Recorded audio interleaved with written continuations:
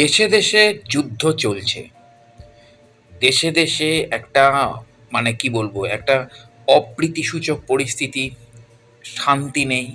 ক্রমাগত মধ্যপ্রাচ্যের দেশগুলোতে রাত্রিবেলা মানুষ ঘুমোতে পারছে না, ঘুমোনো ছেড়েই দিন, খাবার দাবার জুটছে না, মানুষের বাসস্থান গুড়িয়ে যাচ্ছে। এসব নয় অঙ্গারক যুগের একটা এফেক্ট, ধরে নিলাম।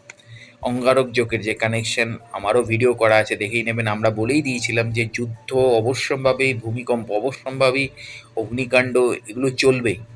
তো এক্স্যাক্টলি, এবং এটা এবার খুব ইম্পর্টেন্ট, কারণ কুম্ভ রাশিতে শতভিষা নক্ষত্রে, রাহুর নিজের নক্ষত্রে কুম্ভ রাশির সেকেন্ড লর্ড হচ্ছে রাহু, সেই ঘরে মঙ্গল এসে ঢুকেছে, এবং সেখানে শনি হচ্ছে তার শত্রু মঙ্গলের। তো এক্স্যাক্টলি একটা ঘাঁটা সিচুয়েশন। তো এটা হতোই এবং এটা হচ্ছে, চলছে। কিন্তু একবারও ভেবে দেখেছেন, এত বড় বড় পলিটিশিয়ান, সব বড় বড় রাষ্ট্র নেতা, তারা কিন্তু সিদ্ধান্ত নিতে পারছে না, ভুলভাল সিদ্ধান্ত হয়ে যাচ্ছে, বুদ্ধি বিভ্রম। এই বুদ্ধি বিভ্রম কেন হচ্ছে? কারণ এর পেছনেও রয়েছে সেই রাহু, এই পেছনেও রয়েছে গলাকাটার প্রভাব, এবং এই গলাকাটার প্রভাব কিন্তু জুড়ছে বুধের সাথে। কারণ আমরা জানি যে বুধ রাহু কিন্তু কুম্ভ রাশিতেই রয়েছে, এবং বুধ কিন্তু সেখানে এখন বকরি অবস্থানে রয়েছে, কিছুদিন পরে মার্গী হয়ে যাবে। এবার এই বুধ রাহু যখন থাকে, মঙ্গল রাহু তো আছে, ছেড়ে দিন, সেটা হচ্ছে অঙ্গারক যোগ, যেটার ফল আমরা দেখতে পাচ্ছি। কিন্তু বুধ রাহুর ফলও কিন্তু এই যুদ্ধের মধ্যে ঢুকে রয়েছে। বিশ্ব নেতারা ডিসিশনে ভুল নিয়ে নিচ্ছে, এবং তারা যা খুশি তাই করছে, ভাবছে না সাধারণ মানুষের কি হবে। এই বুধ রাহু কম্বিনেশন কাটার পর হয়তো গিয়ে চিন্তা করবে কতটা ক্ষতি হয়ে গেল। তো এক্স্যাক্টলি বুধ রাহু আমাদের কি কি দিচ্ছে? বুধ যেখানে বুদ্ধি, উন্নত বাকশক্তি এবং যুক্তিপূর্ণ মন মানসিকতার কারক গ্রহ, সেখানে রাহু কিন্তু পুরোপুরি বিপরীত বুদ্ধি, দ্বিধা, অতি চালাকি এবং বৈদেশিক দ্রব্যের অবৈধ ব্যবসার কারক গ্রহ। ভাবতে পারছেন? যখন তাদের কার্যকারিতা পরস্পরের উপর নির্ভর করে চলে, তখনই তৈরি হয় এই বুধ রাহু জ্যোতি। বুধ, যেহেতু আমরা জানি যে বুধ একটা নাবালক প্ল্যানেট, বুধ কোনোদিনও বাচ্চা ছিল না, একেবারে কচি বাচ্চা নয়। আবার বুধ কোনোদিনও তরুণ, যুবক, বৃদ্ধ তো ছেড়েই দিন। বুধ হচ্ছে সদা কিশোর, একদম নাবালক আর কি, 16 বছরের বাচ্চা ছেলে বা বাচ্চা মেয়ে। কারণ বুধ আবার নপুংসক, সে পুরুষও নয় মেয়েও নয়। ফলে বুধ প্ল্যানেটটা না একটা অদ্ভুত প্ল্যানেট। বুধ যখন যার সাথে বসে তাকে ও আত্মস্থ করে নেয়। হ্যাঁ, যে যদি ভালো প্ল্যানেটের সাথে বসে তাহলে তাকেও আত্মস্থ করে নেয়। আবার যদি খারাপ প্ল্যানেটের সাথে গিয়ে বসে, পাপ গ্রহর সাথে গিয়ে বসে, তাহলে তাকেও আত্মস্থ করে নেয়, তার মতন আচরণ করে। দেখবেন অনেক বাড়ির বাচ্চা রয়েছে, বাচ্চাদের সামনে আপনি যা আলোচনা করবেন, বাচ্চারা সেটাকে একদম কপি করে নিয়ে সেটাই হয়তো বলে। যদি বাচ্চাদের সামনে আপনি ভালো কথাও বলেন, শুদ্ধ মন্ত্রও বলেন, তাহলে বাচ্চারা কিন্তু ওই কপি করে নেবে মন্ত্রটাকে, মন্ত্র বলবে, আপনার থেকে শুনে শুনে হয়তো মুখস্থ করে নেবে। আবার যদি সেই বাচ্চার সামনে আপনি কি গালিগালাজ খিস্তি করেন, তাহলে এই বাচ্চা কিন্তু ওটাও শিখবে, শিখে আবার ওইটা কি দেবে। তো বুধ হচ্ছে ঠিক সেরকম একটা প্ল্যানেট। তো বুধ কি করছে? বুধ এখানে রাহুর জ্যোতি, এবং বুধ যেহেতু গ্রহের দ্বারা প্রভাবিত হয়ে যাচ্ছে, তো অপরপক্ষে রাহুর মধ্যে একটা চাপল্য আছে। একটা ভালো ছেলের সাথে দুষ্টু ছেলের বন্ধুত্ব হলে যা হয়, এই রাহু আর বুধের মধ্যেও কিন্তু এই একটা ব্যাপার চলছে।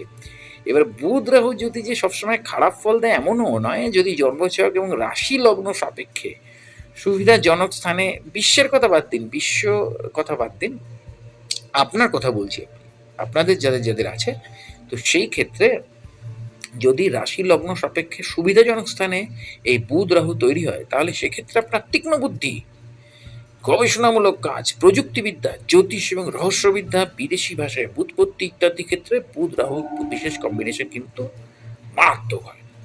দেখুন, রাহু কিন্তু খুব ভালো গবেষণা দেয়, রিসার্চ স্কলার বানায়।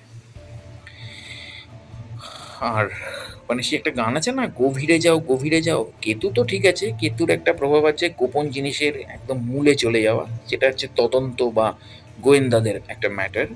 কিন্তু রাহু হচ্ছে সেই গভীরে যাওয়াটার প্যাটার্ন চলে আসছে গবেষণা বা রিসার্চ, অর্থাৎ বিজ্ঞানী স্কলার এদের ক্ষেত্রে। আর সেখানে বুধ হচ্ছে সহজাত মেরিট, আমার সহজাত শিক্ষা আর কি, পড়াশোনা, এভরিথিং, বাক শক্তি, বাক চতুরতা, হ্যাঁ, মেধা, বুদ্ধি, এক্স্যাক্টলি সব হচ্ছে বুধ। এবার এই বুধ রাহু যদি ভালো প্রেক্ষায় থাকে তাহলে সেক্ষেত্রে কিন্তু আপনাকে মারাত্মক একটা গবেষক, স্কলার, বিদ্বান, পণ্ডিত, ধুরন্ধর ছাত্র এসব বানিয়ে দিতে পারে। তো এবং সেখানে আপনার কিন্তু অকাল্ট সায়েন্সের প্রতিও একটা ইন্টারেস্ট চলে আসবে। বিদেশি ভাষায় ব্যুৎপত্তি ইত্যাদি ক্ষেত্রে বুধ রাহু বিশেষ সাফল্য যোগ তৈরি করে। হ্যাঁ, এছাড়া ব্যবসার ক্ষেত্রে অসাধারণ বুদ্ধি, রাজনৈতিক বক্তা এবং অন্যান্য ক্ষেত্রেও বক্তা হিসেবে যথেষ্ট সাফল্য নিতে পারে। কিন্তু বুধ রাহু যদি অশুভ স্থানে পাপ গ্রহ পীড়িত এবং নিচ রাশিগত হয়, যদি রাশিচক্রের অষ্টম এবং দ্বাদশ ঘরে এই যোগ তৈরি হয়, তাহলে আবেগ তাড়িত হওয়া, মিথ্যা প্রতিশ্রুতি, উদ্বেগ, মানসিক অস্থিরতা এবং দ্বিধাদ্বন্দ্বের সৃষ্টি করতে পারে। নার্ভ ঘটিত অসুখ এবং চর্মরোগের লক্ষণ দেখা দিতে পারে। কিছু মানসিক অসুস্থতা এবং ব্যবসা বাণিজ্যের ক্ষেত্রে কিছু ক্ষতির সম্মুখীন হতে পারে কিন্তু এই বুধ রাহু কম্বিনেশন। তাহলে কি হতে পারে? আবেগতাড়িত হয়ে মিথ্যা প্রতিশ্রুতি, উদ্বেগ, মানসিক অস্থিরতা এবং দ্বিধাদ্বন্দ্বের সৃষ্টি করতে পারে। নার্ভ ঘটিত অসুখ এবং চর্মরোগের লক্ষণ দেখা দিতে পারে। কিছু মানসিক অসুস্থতা এবং ব্যবসা বাণিজ্যের ক্ষেত্রে কিছু ক্ষতির সম্মুখীন হতে পারেন কিন্তু এই ক্ষেত্রে যদি বুধ রাহু আপনার নেগেটিভ সাইডে থাকে। বুধ রাহুর যে জুতি তৈরি হয়ে রয়েছে তা বিশেষ অশুভ, আবার বিশেষ অশুভ নয়, কারণ রাহু এই মুহূর্তে শতভিষা নক্ষত্র তার নিজের নক্ষত্রে রয়েছে। দেখুন, শতভিষা নক্ষত্র হচ্ছে 1000 হিলার। সমস্ত প্রবলেমের সলভেশন কিন্তু শতভিষা নক্ষত্রের কাছে আছে। 100 দেবতা এবং 100 দৈত্যের ক্ষমতা হচ্ছে শতভিষা নক্ষত্রের কাছে। কিন্তু শতভিষা নক্ষত্রের জাতক জাতিকারা নিজেরাই বুঝতে পারে না তাদের ভেতর এতটা শক্তি রয়েছে। কিন্তু তারা 1000 হিলার, তারা কিন্তু মানুষের অনেক প্রবলেম সলভ করে দিতে পারে। তারা কিন্তু মানুষের কিন্তু অনেক সমস্যার সমাধান করে দিতে পারে। কিন্তু আল্টিমেটলি দেখতে পাবেন নিজেদের সমস্যাই তাদের কিন্তু সমাধান হচ্ছে না। অন্যের সমস্যা তারা সমাধান করে দিতে পারে। তো এই জায়গা থেকে দাঁড়িয়েই রাহুর এই শতভিষা নক্ষত্র একদিকে শুভ নক্ষত্র, একদিকে খুব পবিত্র নক্ষত্র, একদিকে খুব মানবিক আবেগী নক্ষত্র, এবং উল্টো দিকে যেহেতু তার নিজের প্রবলেম সে সলভ করতে না পেরে অন্যের প্রবলেম সলভ করতে যায়, সেহেতু পরবর্তীকালে তার কিন্তু অনেক সমস্যার মুখোমুখি হতে হয় এবং সেই তার পরবর্তী জীবনটা কিন্তু খুব চাপের মধ্যে দিয়ে যায়, কঠিন এবং দুঃখের মধ্যে দিয়ে যায়।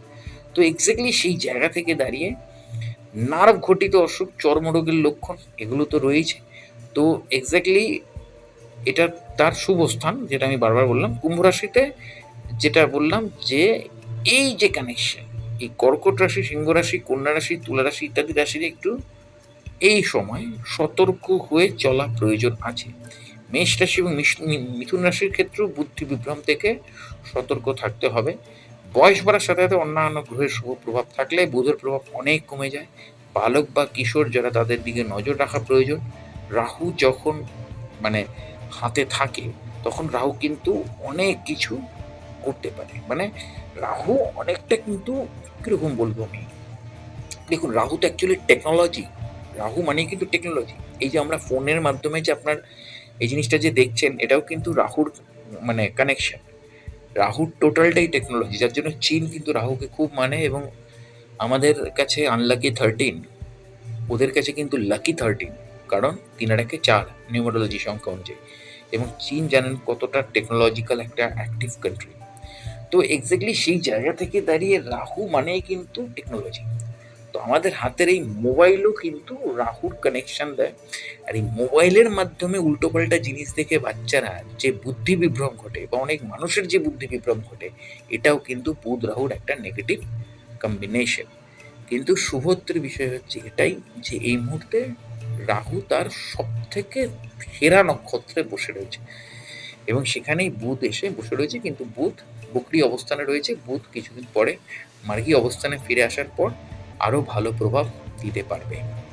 তো এক্স্যাক্টলি সেই জায়গা থেকে দাঁড়িয়ে তো মনের দ্বিধাদ্বন্দ্ব, মানসিক অস্থিরতা কাটিয়ে উঠতে পারলে, অসাধারণ তীক্ষ্ণ বুদ্ধি বলে অনেক ক্ষেত্রে এই ক্ষেত্রে সফল হওয়া যায়।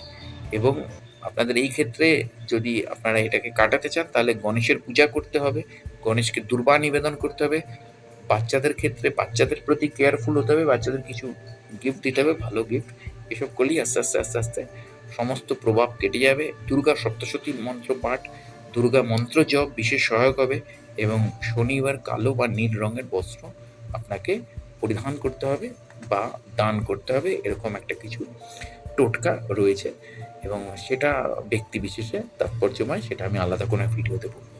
তো অবশ্যই বুদ্ধি বিভ্রমের সময় বুদ্ধিটাকে সঠিক পথে কাজে লাগাও, তাহলেই কিন্তু পরবর্তী যাত্রাপথ সুগম হবে। তো অবশ্যই জুড়ে থাকুন আমার চ্যানেল এবং পেজের সাথে। দেখা হচ্ছে পরের ভিডিওতে। নমস্কার।